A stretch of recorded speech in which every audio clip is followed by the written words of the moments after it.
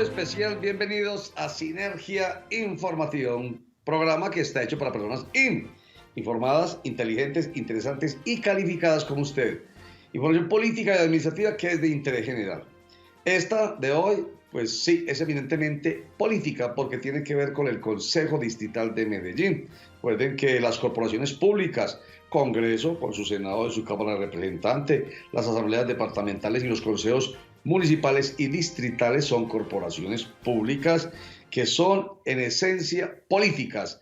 Los congresistas, senadores y representantes, vuelvo y digo, diputados y concejales respectivamente, son actores políticos eminentemente. Entonces, aquí es bien importante aclarar esto porque yo siempre hablo de la importancia de lo administrativo en lo público, pero esto no se desprende, porque lo que pasa en los consejos, para el caso específico del Consejo de Medellín, que es a donde vamos, pues tiene gran incidencia desde el punto de vista administrativo en las administraciones, en este caso en la administración distrital de Medellín, porque los consejos son algo así como las juntas directivas, hacen control político y hay algo muy importante, hay coaliciones de gobierno y hay oposición.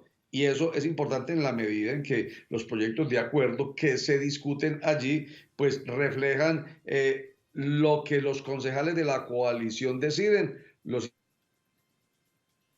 desarrollo del Estatuto de la Oposición, Ley 1909 de 2018. Bueno, para lo de hoy, que ya les voy a decir qué es, hemos invitado a Luis Humberto Guidales, quien es el director de la Veeduría Ciudadana Transparencia Electoral. Luis Humberto, bienvenido a Sinergia Informativa. Muchas gracias, Roger, por la invitación y feliz día, ya casi tarde para todos. Sí, señor, tarde y además recuerde que esos programas, por ejemplo, no obstante salir por Cosmovisión, por CNC, por Ultrahit y por el canal.co, también está por las redes sociales, te está rodando todo el tiempo. Así que buenos días, buenas tardes, buenas noches, buena madrugada. Bueno, Luis Eduardo Guidales, usted fue uno de los demandantes, digo porque hubo 3 demandas, pero vamos a centrarnos en la suya, de la curul, de la investidura del concejal de Medellín por el Partido Independientes, Juan Carlos Upegui, quien llegó a esta curul en desarrollo del Estatuto de Oposición porque fue la segunda votación en las elecciones locales para la alcaldía de Medellín en 2023. Esto es muy importante tenerlo en cuenta. ¿Por qué demandó usted esa curul que hoy se ha perdido según la primera instancia del Tribunal Administrativo de Antioquia? Listo, Roger. Y para todos, la veeduría electoral demandó o solicitó mejor la pérdida de investidura del señor Juan Carlos Upegui, porque cumplía con los presupuestos. ¿Cuáles son los presupuestos para poder solicitarla? Que tenía un familiar, que en este caso se dice el papá, como autoridad administrativa dentro de los 12 meses anterior a la elección, que es el tiempo inhabilitante.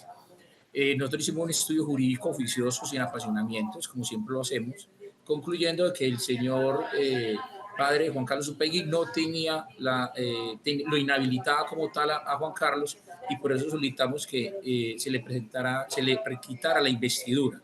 Mas no estamos atacando la curul. Lo de la curul es una nula electoral, que es un proceso aparte que está yendo también el tribunal y que lo tiene que definir en próximos días. Pero esa precisión hay que hacerla, hasta para mí, Luis Humberto Guidales, pero no es una lógica consecuencia lo uno de lo otro. Si él pierde la investidura como concejal, pues obviamente pierde la curul. O sea, ¿por qué tiene que haber 2 demandas distintas? Porque es que en la pérdida de investidura lo que se hace es que hay una sanción contra la persona. Es un asunto sancionatorio. Por eso inclusive es mucho más,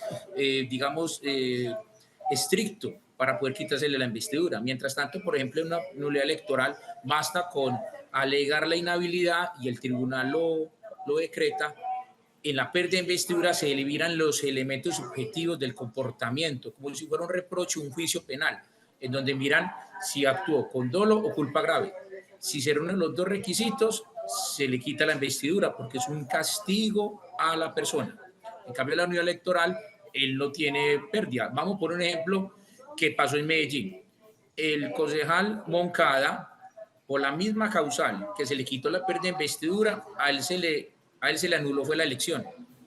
En cambio, a Aura Marleni se le quitó el derecho político y era la misma causal de inhabilidad. Mire, porque eran procesos diferentes. Se está refiriendo nuestro invitado a John Jaime Moncada, concejal del Partido Conservador, y Aura Marleni Ercila, concejal del Partido Liberal. Ambos perdieron su curul al fin y al cabo. Yo pues ahí voy a tener que insistirle en la claridad porque pierden la investidura, pero entonces al hacerlo pierden la curul. Entonces, ¿quién hace la demanda, por ejemplo, de la pérdida de curul, o sea, la nulidad electoral? ¿Ustedes también o lo están haciendo por otro lado? No.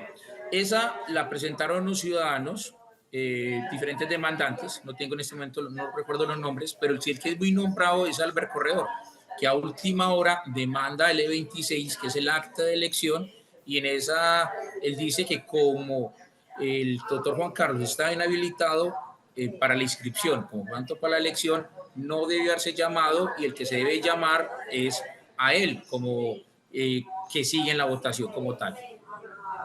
Ah, perfecto. Albert Corredor, quien también fue candidato a la alcaldía de Medellín, quedó en cuarto lugar de votación. Primero Federico Gutiérrez, segundo Juan Carlos Upegui, razón por la cual tiene la curul ahora, la que se le ha demandado tanto en su investidura como persona, como político, como en la curul. Seguido del voto en blanco y en cuarto lugar, con mayor número de votación, estuvo Albert Corredor. ¿Quién ha demandado entonces la pérdida de la curul? Porque con quien estamos hablando, con Luis Humberto Guidales, el director de la Veeduría Transparencia Electoral, ha demandado es la investidura del concejal Juan Carlos Upegui. Enseguida vamos a volver con él, porque con estos elementos que acabo de dar en precisión, volvemos enseguida para que entendamos más sobre lo que está pasando en el Consejo de Medellín. Ya regresamos.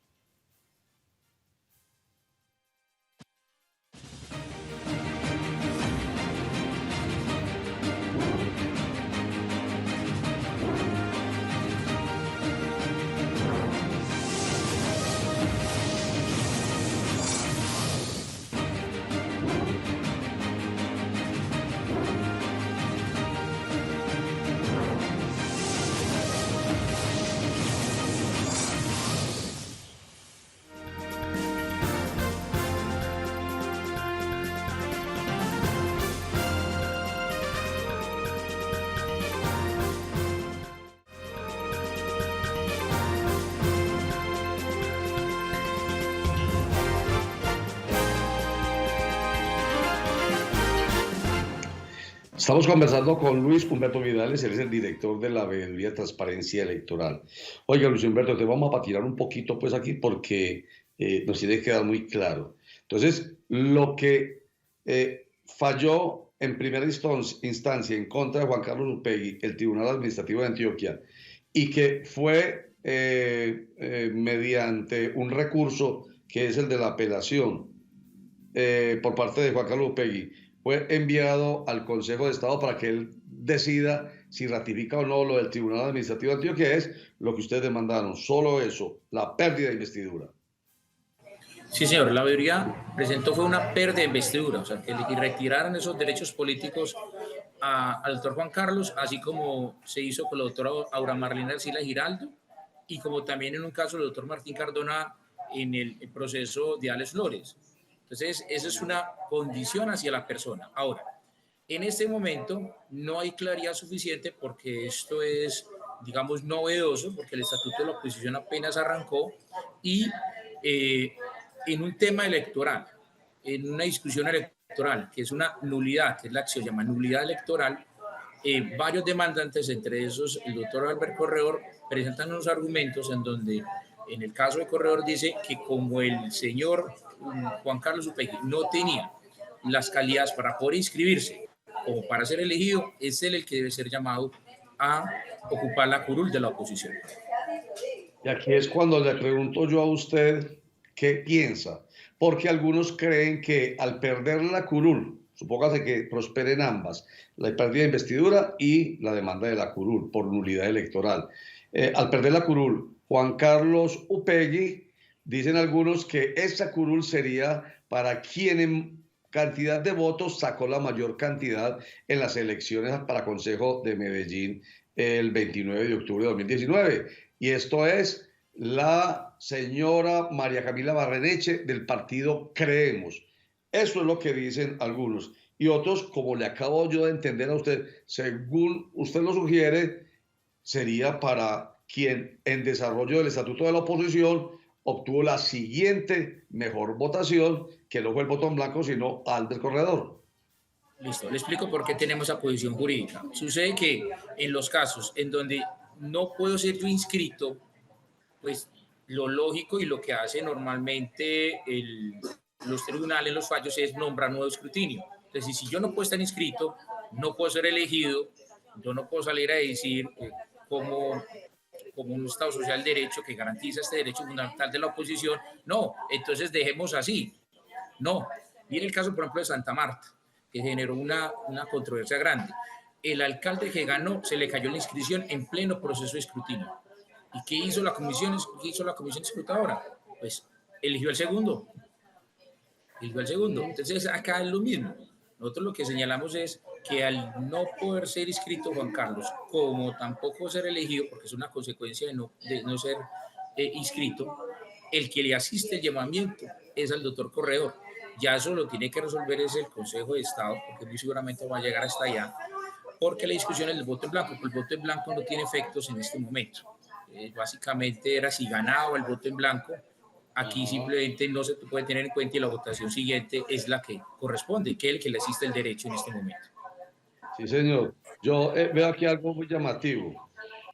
Hubo un salvamento de voto en el caso del Tribunal Administrativo de Antioquia y su decisión en contra de la pérdida de investidura de Juan Carlos Upegui. El salvamento del voto fue por parte del, a ver que siempre se me pasa el nombre, del magistrado, aquí está Carlos Enrique Pinzón Muñoz. ¿Por qué? Porque él dice, palabra más, palabra menos, para que lo entendamos aquí rápidamente, que la oposición es un derecho fundamental y por tanto la inhabilidad por la cual ustedes en la veeduría demandaron la investidura de Juan Carlos Upegui no debería prosperar. Eso es una cosa y estaría contra la veeduría, pero a favor del concepto de la veeduría está que precisamente el hombre, me refiero al magistrado Carlos Enrique Pinzón, defiende a ultranza el derecho fundamental a la oposición, lo que ahí en ello mejor estaría de acuerdo con usted en torno a que es Albert Corredor quien debe ocupar, en caso tal de que prospere en el Consejo de Estado su demanda, la curul que deje Juan Carlos Upegui.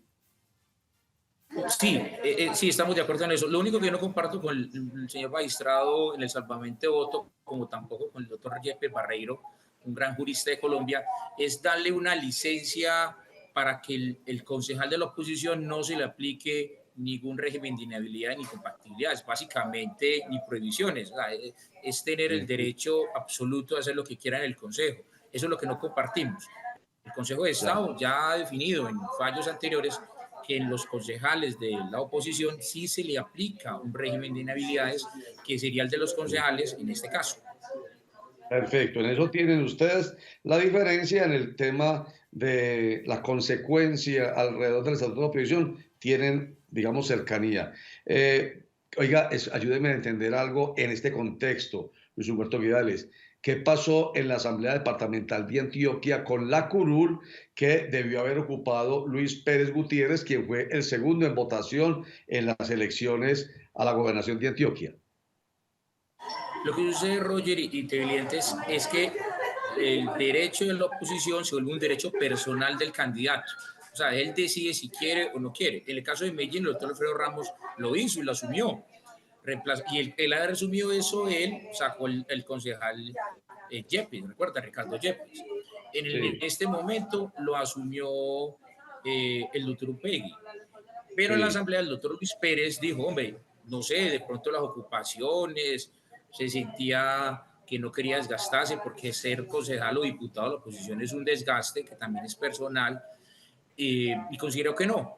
Al no haberse aceptado por ser un derecho personal, entonces lo que dice la norma es que se acude a quien le corresponde en cifra repartidora, y en este caso es concejal, creo que del Partido Independiente, perdón, diputado del Partido Independiente, Moreno, se me da el nombre.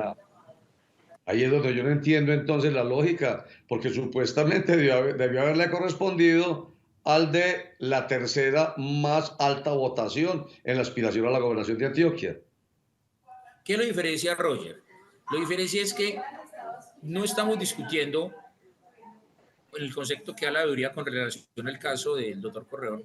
Nosotros no hablamos de una tercera votación por ser tercera, es que es segunda porque la segunda, o sea, la tercera se vuelve segunda porque la segunda no puede tenerse en cuenta en relación a los vicios de la elección.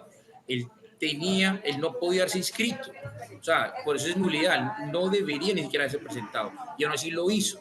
Digamos que eso es una manera irresponsable lo que él hizo, por eso la pérdida de investidura. Disciplinariamente puede recaer algo sobre Juan Carlos Upegui por haberlo hecho, o sea, haber insistido no obstante la inhabilidad manifiesta. Entonces, puede haber algo desde el punto de vista disciplinario. Claro que sí, pero en este momento hay un asunto disciplinario que le prohíbe participar en el cargo de elección popular, pero la otra ya la Procuraduría determinará si inicia o no el proceso. Perfecto. Luis Humberto Vidales, director de la Veeduría Transparencia Electoral. Muy claro, lo seguiremos consultando. Gracias por ayudarnos a entender lo que pasa en nuestro país, en nuestro departamento y en nuestras localidades, porque esto que pasa en el Distrito Especial de Ciencia, Tecnología e Innovación de Medellín puede pasar en cualquier distrito o municipio del departamento y del país. Muchísimas gracias, Luis Humberto. Muchas gracias, Roger, y a todos por el rato. Luis Humberto Vidales, vuelvo a decirles, es el director de la Veeduría Transparencia Electoral, quien ha demandado, queda claro, la investidura, más no la curul, la investidura del concejal Juan Carlos Upegui, porque la demanda de la curul fue hecha por Albert Corredor, quien también participó en las elecciones locales por la alcaldía de Medellín y ha demandado su curul, y que espera entonces que si prospera la pérdida de investidura o la pérdida de curul de Juan Carlos Upegui, sea él quien asuma esa curul. Corte para mensajes.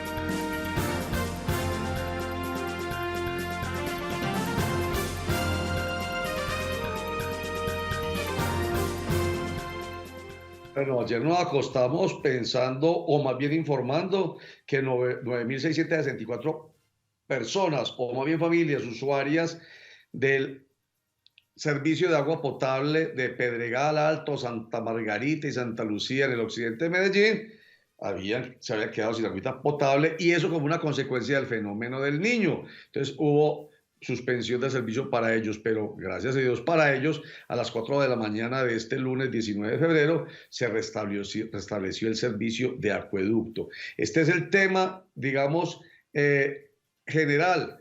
Estamos viendo imágenes ahí en pantalla y tienen que ver con los efectos que el fenómeno del Niño está teniendo en nuestros ríos, en nuestras quebradas y en nuestros embalses. Miren, por ejemplo, este embalse con el de Piedras Blancas, las dificultades tan grandes, cómo está bajando el agua.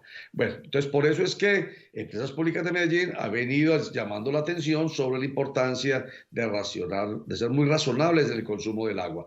Vamos a escuchar primero al vicepresidente de Aguas y Saneamiento de EPM, quien es Santiago Ochoa, hablando de que en todo caso tranquilos, que EPM está preparado para enfrentar las consecuencias del fenómeno del Niño. En EPM nos hemos venido preparando para afrontar las consecuencias del fenómeno El Niño. Desde hace más de 6 años hemos venido desarrollando una serie de inversiones que nos han permitido interconectar de mejor manera nuestros embalses para garantizar que tenemos volúmenes de agua suficiente para atender la demanda. Adicionalmente hemos aumentado la capacidad de producción de agua potable, almacenamiento y transporte en procura de tener mejores condiciones que nos permitan disminuir la vulnerabilidad que estos fenómenos climáticos nos imponen en nuestra operación cotidiana. Es muy importante también recordar que el uso inteligente y eficiente del recurso agua es una de las garantías más importantes y es un compromiso de todos los usuarios para poder contrarrestar este aumento de demanda natural que tenemos por la temporada de calor que estamos atravesando. Alberto Mejía, quien es el gerente de mercadeo de energía mayorista de EPM, ya nos lo ha dicho aquí en dos oportunidades en Sinergia Informativa, explicándonos muy bien lo que está ocurriendo con este fenómeno del Niño. Pero vuelvo y digo, nos lo ha dicho, tranquilos que estamos preparados. Alberto Mejía. EPM en materia de generación de energía se ha venido preparando desde tiempo atrás para la llegada del fenómeno del Niño. Nosotros tenemos unas variaciones muy importantes en las lluvias y en los niveles de los embalses cuando se presentan estos fenómenos como el Niño y la Niña. En esta ocasión, desde el 2023, cuando se dieron las alertas del fenómeno del Niño, la primera medida que tomamos fue empezar a cuidar el agua de los embalses. Nosotros tenemos un ciclo de invierno que va de mayo a noviembre y un ciclo de verano que va de diciembre a abril. Entonces, desde mitad del año pasado veníamos subiendo los niveles de los embalses para poder contar con reservas suficientes para esta época, que es la época donde se siente más fuerte la sequía asociada al Niño y a la condición normal de verano. Agrega Alberto Mejía que gracias a la puesta en marcha de las turbinas de Hidroituango, esta situación genera optimismo. También otro elemento fundamental en este fenómeno del Niño ha sido la entrada del proyecto hidroeléctrico Ituango a ser ya una central de generación. Desde 2022 entraron las primeras 2 unidades, empezaron a aportar alrededor de un 5 o 6% de la demanda nacional. Cuando entraron las unidades 3 y 4 en octubre, noviembre del año pasado, ya nuestra participación con Ituango subió al 10% en pleno fenómeno del Niño.